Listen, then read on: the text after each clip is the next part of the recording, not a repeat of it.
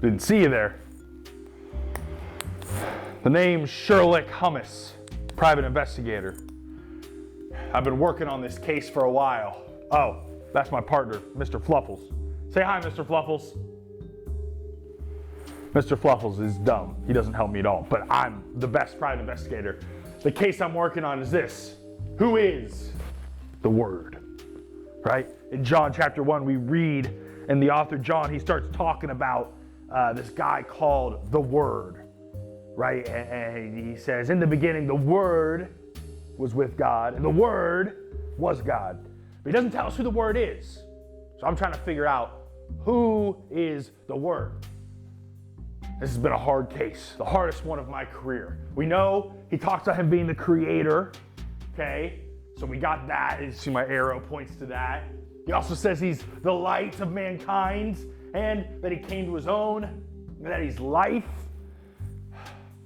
I've had some theories. At one point I thought it was Bigfoot.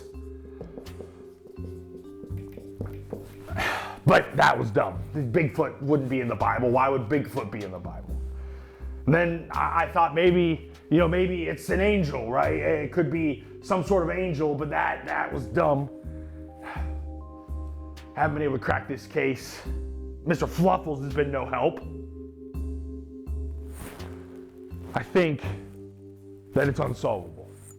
I think the point is we're not supposed to know who the Word is. We're not supposed to figure out. There's no way to figure it out. What's that, Mr. Fluffles? I missed something. What do you mean? I don't miss anything. I'm private investigator. I don't miss things. Verse 17. What do you mean, verse 17? Hold on. Pull out my handy dandy Bible app. Verse 17, as if I haven't studied this text over and over again, Mr. Fluffles. For the law was given through Moses, grace and truth came through Jesus Christ. Oh. It's Jesus. That's who the Word is. By Jove, Sherlock Hummus has solved it again. I am the best. No thanks to you, Mr. Fluffles. See you next time.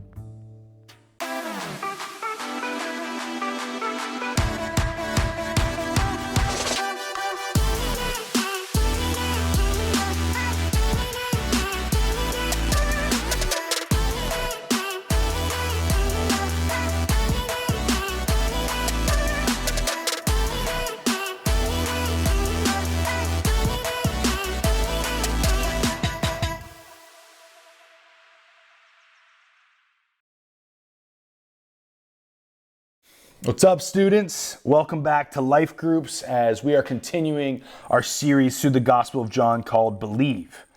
Last week we established what the series is going to look like, and we're going to be looking for two things as we read through the Gospel of John. One, what does this text tell us we're supposed to believe about Jesus? And then two, what does that belief mean for our actions in following Jesus? Tonight we're going to start in John chapter 1. So, I want you to go ahead and turn there now. I'm going to put a 30-second timer on screen. You have 30 seconds. If you don't get there, you have to leave Life Group. Sorry. So good luck.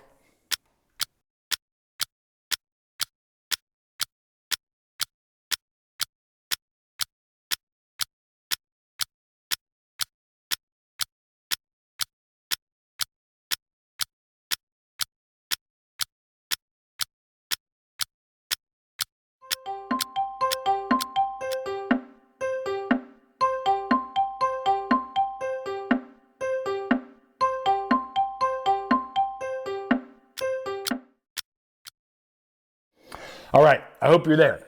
Let's read verses 1 to 5. This is what we read. In the beginning was the Word, and the Word was with God, and the Word was God. He was with God in the beginning. Through him all things were made. Without him nothing was made that has been made. In him was life, and that life was the light of all mankind. The light shines in the darkness, and the darkness has not overcome it. So we already established that this is talking about Jesus. But we have to ask, why is John using this name to talk about him? Why is he calling him the Word? right? Well, John here, he's using this name to allude to the role of Jesus in the creation of the world, right? If we go back to Genesis 1 and we read about God creating the world, this is what we read every time he creates something. Verse 3, and God said, let there be light, and there was light. Verses 6 to 7, and God said, let there be a vault between the waters to separate water from water. So God made the vault and separated the water under the vault from the water above it, and it was so. Verse 9, and God said, let the water under the sky be gathered to one place, and let dry ground appear, and it was so. How does God create? He speaks it into existence. This is how God creates everything. God creates through his word. And here we see what John is connecting to Jesus, right? He's saying God creates with words and Jesus is the word, right? So the creation of all existence was done by God the Father through the Son, Jesus. Thus, John can write with confidence that the Word was in the beginning and everything came into existence through the Word. This isn't the only thing that John attributes to Jesus in this passage, right? So here's what I want you to do. You're going to pause the video here, and I want you all together to read through John 1, verses 1 to 18. And then after you read it, I want you guys to make a list of all the things that John says about Jesus. How does he describe him? Who else does he say he is? What else does he say Jesus does? I want you to make as big of a list as possible. After you do that, come back to the video and we'll keep moving.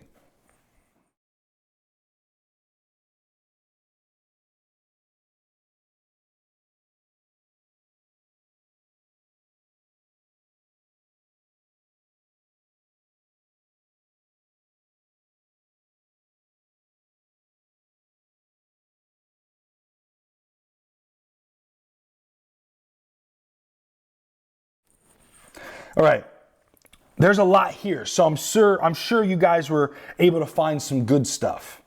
We're not going to talk about every single one, but I'll hit a lot of them. So we already talked about Jesus being the agent of creation, but John also says that he was with God in the beginning and that he is God. I mean, that's a big statement. John here clearly says Jesus is God. He also says that Jesus is life, talking about eternal life. And that Jesus is the light of all mankind. And the light of Christ cannot and will not be overcome by the darkness of the world.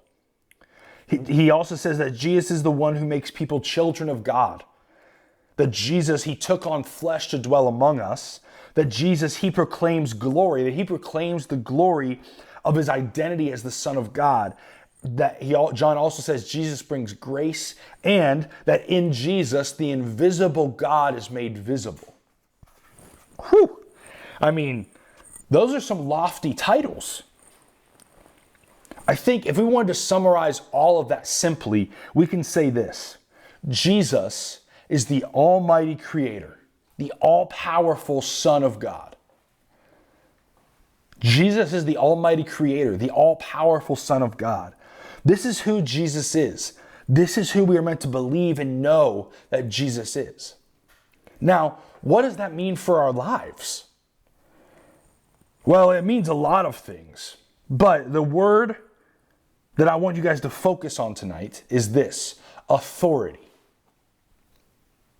Because this is who Jesus is, because Jesus is the almighty creator and all-powerful Son of God, then he has authority over all creation, including you and me. Jesus has the right and authority to every part of you, to every part of your life. The question we have to ask is, do I actually give every part of my life to Jesus?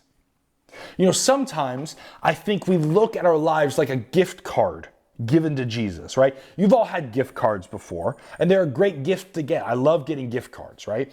So let's imagine, for example, you've got a gift card to Starbucks. I bet Jake Brown and Bronson love going to Starbucks and getting frappes.